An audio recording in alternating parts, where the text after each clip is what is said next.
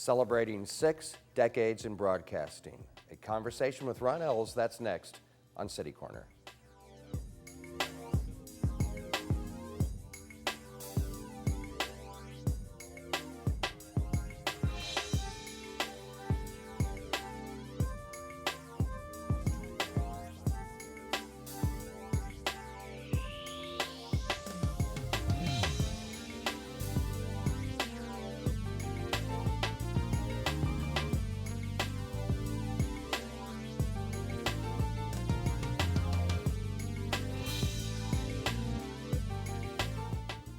I'm Steve Potter, and welcome to City Corner. Well, you know him as radio's Johnny Rabbit. 2014 marks Ron Ells' 60th year in broadcasting, and we welcome him to City Corner. Hi, Ron. You say 60th year? You're right.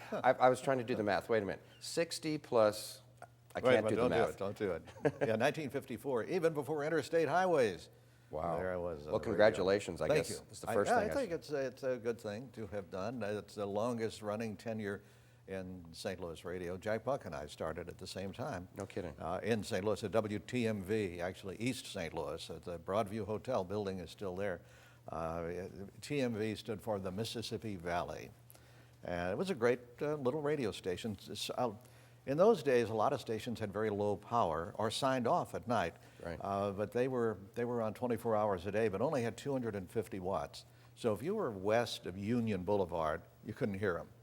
They were gone, but well, yet that was successful. Those days have been over for you for a long time. You've worked a lot of other places. You started in St. Louis, worked San Francisco, I don't know where else. Well, Kansas City, San Antonio, Houston, San Francisco, Boston, Cincinnati. People can hear you now on KMOX Saturday nights when there's not sports. Yes. And you talk about 250 watts, but now what at night you can hear KMOX in what, 47 states? 44 states. 44.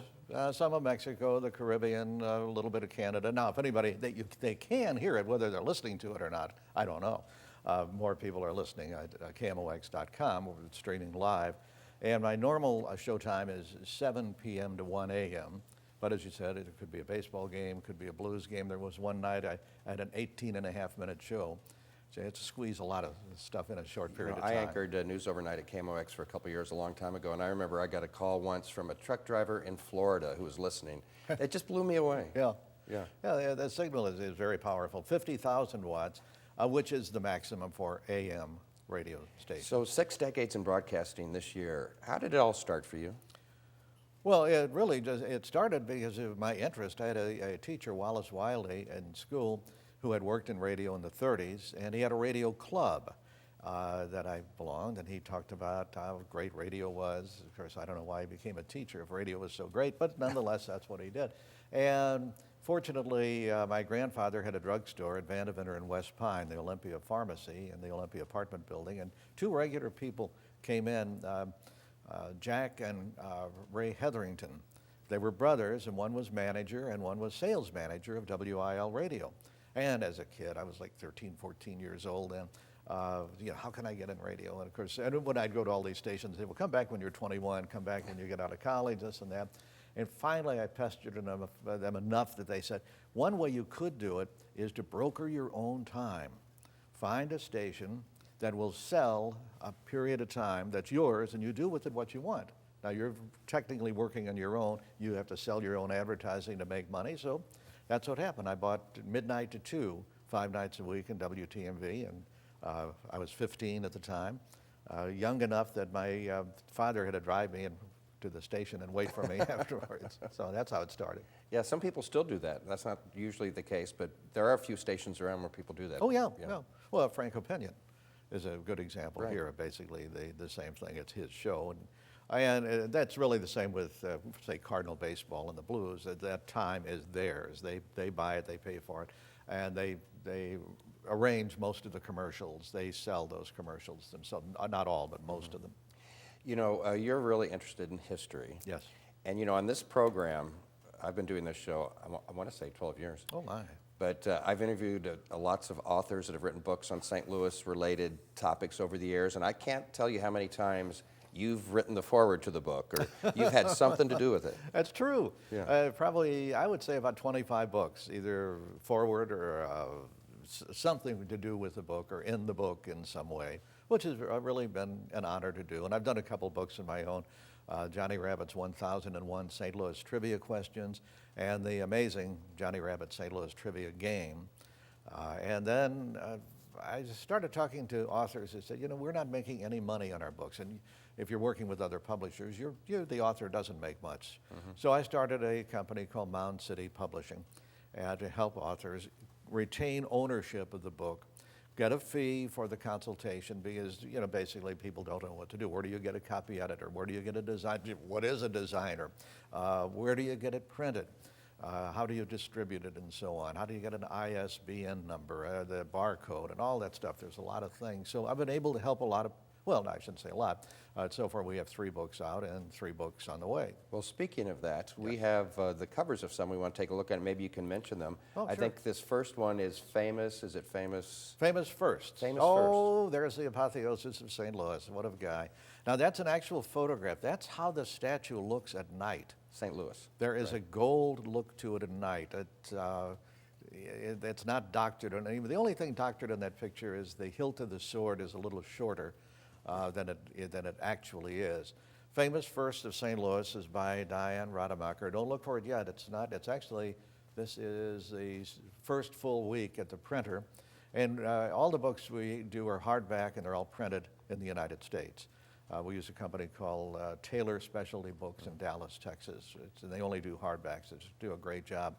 So it'll be out, we expect delivery the last week of January, and that's when it'll start hitting stores. It's 224 pages. It's all about things that happened first in St. Louis. And they could be things like the ice cream cone, maybe? Maybe. I'm just guessing. Maybe. It could be in there. Yeah, it could be. You know, to be truthful, I can't remember all the things that are in there. But one of the things in there, for example, is the first can opener in outer space came from St. Louis. The swing away can opener, a guy named Packer, who's still around, lives in St. Louis Hills. He was contracted by NASA that they needed can openers in outer space. Who knew? Yeah. Well, let's look at this next one. This has something to do with, is it Stray Rescue? Oh, recipes to the rescue for Stray Rescue, and that's what it is. It is a recipe book. It benefits Stray Rescue. It's a colorful dog. There was an artist that, I don't know the artist personally. They set this up. Somebody in New York who's very well known for pop art donated the artwork. And I have a recipe in there for a thing called Marshy Pie.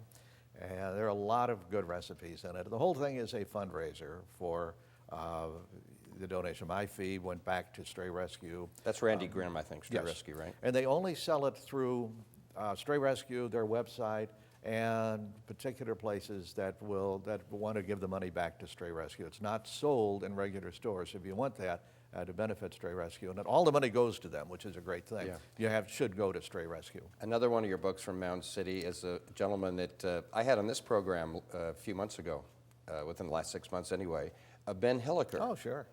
There's Willie. That's The Tale of Willie Willis by Ben Hilliker. Ben is the chairman of the Hilliker Corporation, commercial real estate firm. And he wanted to do a kid's book. It's wonderfully illustrated. Local artist Bob Shea, whose studio is down in Jefferson in Utah.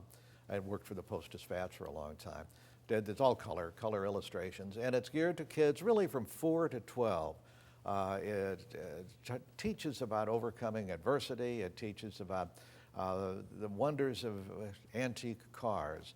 And his goal in this to get kids interested in old cars, because when you go to these car shows, you don't see many kids anymore. And the artwork's really good, too. Artwork's great. Hey, you are very involved with the Eugene Fieldhouse here in St. Yeah. Louis. Yeah. On the Board of Wonderful Trustees, place. I think. On the Board of Trustees, Eugene Fieldhouse, which it hasn't moved, but it's in a better location than ever. It's 1 block south of Busch Stadium. And easy to find. BB's, Blues, Jazz, and Soups right across the street. It's where Eugene and his father Roswell Field lived. Eugene, the children's poet, Roswell Field, best known for being the attorney for Dred and Harriet Scott. And it's a historic national landmark. Actually, that designation is for Roswell Scott. It was in a place called Walsh Row. It was a street of row houses, and this is the last one that I remains. remember seeing an old picture of before they were all torn down. There's some pictures that exist of that. And in 1902, Mark Twain made a dedication to the house of being a historic landmark, and it opened as a history museum and toy museum as well in 1936. Really makes it, as far as I know, the oldest historic house in St. Louis that's open to the public. I mean, it's for a longer period of time. Like the Demenil was much later on, the Campbell House and so on. So, and for those people that haven't been in there, what's the experience like? It's like going back to St. Louis in the mid to late 19th century.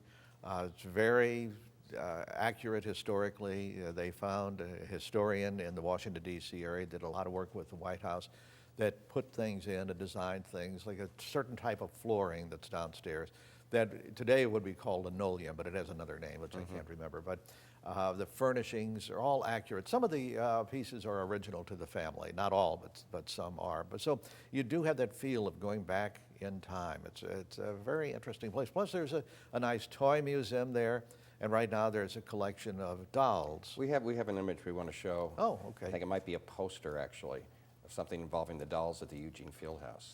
Yes, these are dolls, there they are, of London. They were created in the 1950s. There are over 200 of them, and they're pretty foot tall, 6 inches to a foot tall, I'd say. Beautifully decorated, costuming, and it's all of the royalty of England, and also a lot of English notables and politicians and so on. It's a very unusual and very attractive collection. You know, in addition to your interest in the Eugene Fieldhouse, something similar, you're real involved with the Mercantile Museum, which is part of University of Missouri. Yes, yeah, right, absolutely. The Mercantile Library and Mercantile Art Museum. It's the oldest library west of the Mississippi, and some say the oldest cultural institution in St. Louis, in continuous operation since 1846. And it's a treasure that I wish I could figure out a way, and I haven't yet, maybe I will, maybe not, to get more people to go there to see it. Once they see it, they can't believe it. They're just blown away by what's there and the history.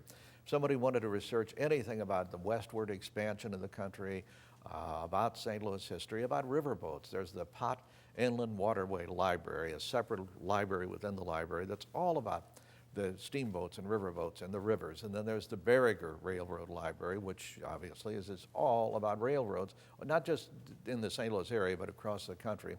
And they have things like the complete Globe Democrat morgue and the Globe Democrat photo files. And they have every newspaper that was ever printed in St. Louis. Going back to the Gazette in 14. Well, we have a lot more to talk about, Ron. We're celebrating with Johnny Rabbit, Ron Els, and his 6 decades in broadcasting. Is that hard for you to say? Yeah, it is. Okay. When you start, I don't think about that very often. I've also got a personal story, which you may not remember. All right. But between you and me that I'll tell when we come back. So Okay. we'll be back with more City Corner right after this.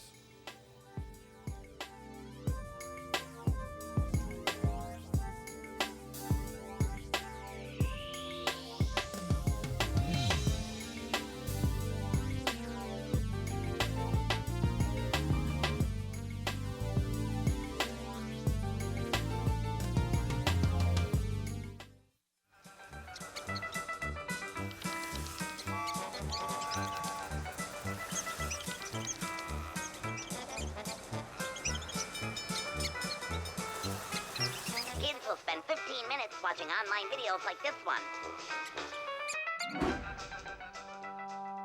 Brushing for 2 minutes now can save your child from severe tooth pain later. 2 minutes, twice a day. They have the time.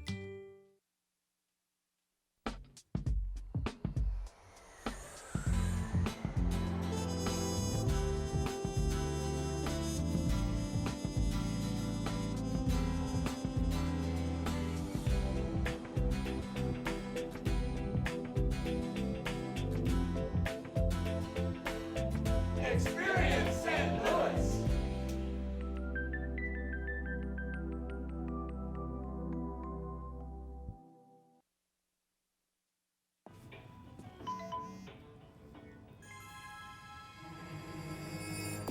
Hey!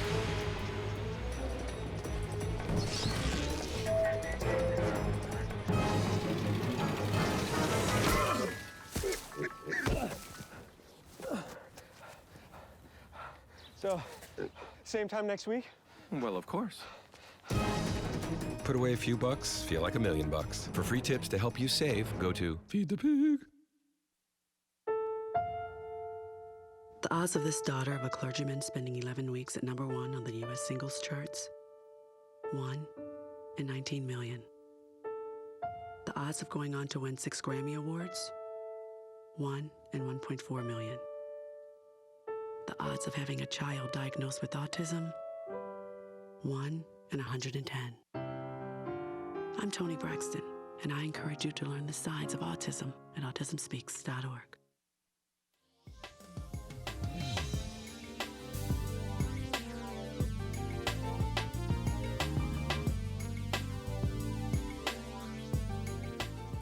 I'm Steve Potter, and welcome back to City Corner. We're talking with Ron Ells today. You know him as Johnny Rabbit, radio's Johnny Rabbit, celebrating 60 years, 2014. This new year marks the Rabbit's 60th year in broadcasting. June 20th, 1954. I must apologize, I didn't bring my rabbit hat today. I know you usually have that. It's the polar vortex, and I was afraid of the ears getting frostbitten. It's like this big top hat with these 2 huge rabbit ears. That's what right? Tall. Yes, it is. I know that have you ever used your real name on radio where you worked? I have. Mm-hmm. And I've used other names as well in different markets. Like what? Can you remember a few of them? Well, Pete Bunny. No, come on. It's true. Ron McKay in another market. And in Cincinnati, I was Specs Early, doing a morning show at WCPO. When I first started, when I was a student in college on the radio, I actually made up a name because I didn't know if I was going to embarrass myself, so I didn't want to use my real name. I'll never forget that.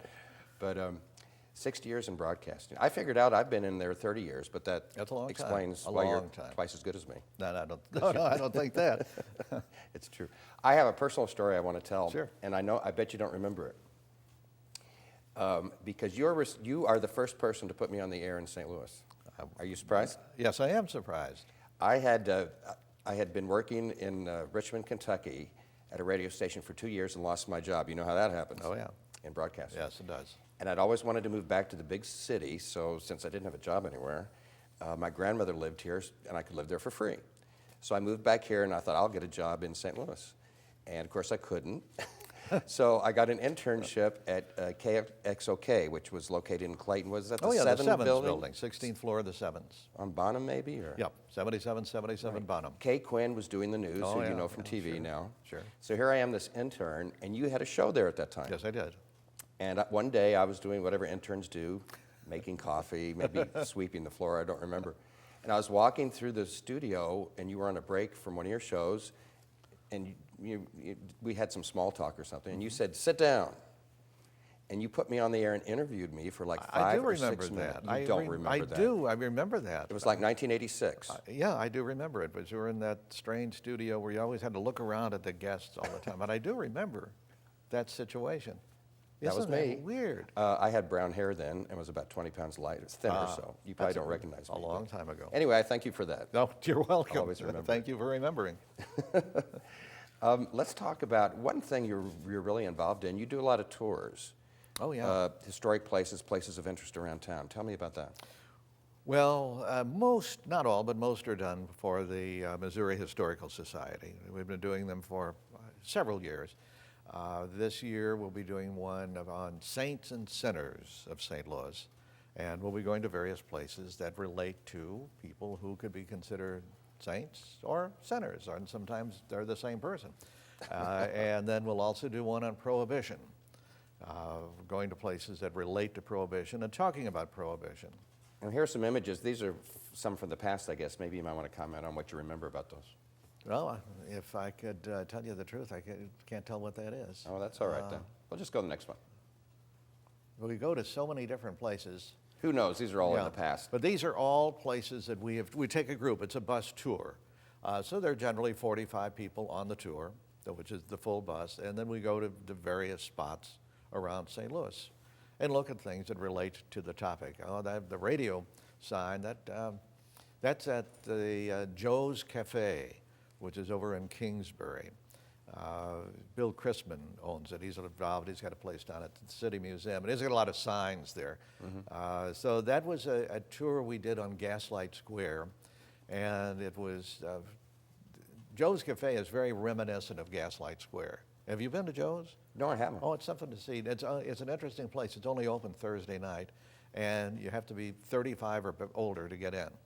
Okay, That's I'm it. safe. And you have to bring whatever you want to eat or drink, you have to bring. Really? He provides the space and music at Joe's Cafe in No kidding. Kingsbury, right off of De Pere. So that was one of our And didn't you Gaslight get tours. you recently? Didn't you go abroad recently? Do I have Well, that in mixed up? Ireland. I thought you took a tour somewhere. Ireland. Ireland, We did a right. tour of Ireland around the whole country. It was a nice tour. It's our second trip to Ireland. It's a beautiful place, wonderful place. You seem to have such an interest in history, and you mentioned your trivia books. Yes. Has that always been the case for you? Is that just Yeah, something that always goes has. back? It dates back. I can remember well getting started. My grandfather used to love to drive around when I was a very small kid, and he would point out all these sites in St. Louis. And so my interest is primarily St. Louis. I'm interested in history in general and read a lot of books that relate to history. Other people, books like that I think have a lot of history, and then The Winter of Our Discontent by John Steinbeck, which I've just finished rereading again. And now I'm reading Only in America and For 2 Cents Plain by Harry Golden. Just wonderful essays, short essays about life. They're just terrific, and some, even though these were written quite a while ago, late 50s, early 60s, they just absolutely relate to things that are going on today. Mm-hmm. So I like to read and I like to, of course, go to museums wherever we go. The highlight of my trip to Ireland was in Belfast, going to a place called the Linen Hall Library, which is an old linen manufacturing building. And it's a library that is all about Ireland. It was quite interesting. I'm not Irish, but I found it to be very interesting. Well, I know that you like to read. I'm thinking that you like to eat. Oh, my gosh. And that's only because... Don't if- say, if- don't no, look I'm at not- me. I'm trying no, not to. That's not what I mean. Oh, okay. If you go around to a lot of places in St. Louis, your name is on a lot of menus. Yeah, it's true. I mean, a lot. Which is really an honor. And I'm probably going to forget some. There's the Johnny Rabbit Pizza Burger. That's at the Alumni Restaurant, which is in the Park Pacific building, same building that KMOX is in, which had nothing to do with KMOX being there. But it's a wonderful restaurant, kind of catty corner across from Soldiers Memorial, and a distinct honor in there. They have a photo wall murals of famous St. Louisans, as they call it, and I'm directly below Charles Lindbergh and next to Betty Grable and Tennessee Williams. Pretty good company. Yeah, really neat. Then there's the Johnny Rabbit chocolate-covered cherry concrete. There you One of go, the Ted best Drew's. things. Ted Drew's, frozen custard, both places. There's my original special is the Johnny Rabbit fresh banana malt at Crown Candy Kitchen in North St. Louis, which has a whole banana in it, banana ice cream, and it's got nutmeg and chopped nuts and whipped cream. What about the Fountain on Locust? The Fountain on Locust, which is truly one of my favorite places. It's just such a cute place. Ron and Joy own it. Ron Stevens and Joy Gridnick, who had many years in radio in St. Louis, at Casey and some at Katy. They have the Johnny Rabbit Monkey Malt, and it's a dark chocolate banana malt with fresh whipped cream on top. Oh, it's hard to top these things. Al's down at on Biddle has a Johnny Rabbit special chicken breast dinner, the full dinner, and the Josephine's in Godfrey. Right. Now, which is just a terrific place. I like it there. Good. It's a place that a lot of people don't visit because they, it's too far, but it's okay. It might take 45, 50 minutes, hour to get there, but it's worth it. They have the Johnny Rabbit famous French onion soup, which is the original recipe that Famous Bar got to make their French onion soup. And a lot of people think that it was created in St. Louis. Manfred Zettel, the chef, is noted for making it and using it. And they always used almost exactly this recipe. And the recipe is available on the internet, but it's not quite the original recipe. It actually came from the Brasserie, which is a restaurant in New York. I think the restaurant's still there in the Seagram's building in New York City. So does this mean you eat free in the entire metro area? It does not mean I eat free, unfortunately. I wish it did. Because I wanted to hang out with you. Wish I got maybe a nickel for everything that's Johnny Rabbit special sold. I've got a couple of things I want to throw at you real fast in the few minutes we have remaining. Coming up, I think next month in St. Louis Magazine, they're doing an article about you. Yes, they have a Q&A section. It's a couple of pages, I guess it's 2 pages, and they ask people, I don't know how they decided on me, I have no idea. I'm not sure who's in the current issue, the last issue. I know it was the owner of the St. Louis Blues, and they just ask questions, and just like we're talking here. So it's been written, and I'm sure. Have you seen it? Do you know what they're using? Or? I have no idea. I know they took photographs, and it's one of the things you just don't know. I hope it turns out good. I'm sure. St. Louis Magazine, the month of February. I'm sure that will. But before we run out of time, I want to talk about your show on KMOX again. Saturday nights, when there's no sports. 7 p.m. to 1 a.m. So for those people who maybe have never heard you there, little music, little talking. Yeah, we do a show that's completely different than anything else in KMOX, designed purposely to be show Route 66, which connotates the past. And it's music of the 50s, 60s, and 70s. We even get into the 80s a little bit, but not a lot. Probably most of it is mid-60s to mid-70s. And it's a little talk about the artists. This last week I did 66 for Route 66, 66 songs of the 60s, and 1 song an hour about Elvis, since it was the anniversary of his birth that week. And that's the kind of thing we do, just oldies. Does music come from your own archives? Or? Yeah. Yeah, I have a pretty good You've got a full basement or something at home? Yes. It's full of LPs, right? Well, there's LPs and 45s, but we only use CDs, so I've collected an awful lot of CDs over the years. Well, Ron Ells, Johnny Rabbit, I'm so glad you could come on the show today, and I want to congratulate you on 60 years in broadcasting. That's quite a milestone. Thank you. Maybe someday I can say that, but I don't know. Well, there's 30 more years. Only 30 more it years. It goes by so fast. Come back on the show 30 more years and we'll reminisce some more. Okay. Will you? Thank you very much. Thank you, Ron. Thank you. It's been a pleasure. Ron Ells, Johnny Rabbit. I'm Steve Potter. That's all the time we have for this edition of City Corner. Thanks for watching, and join me next time.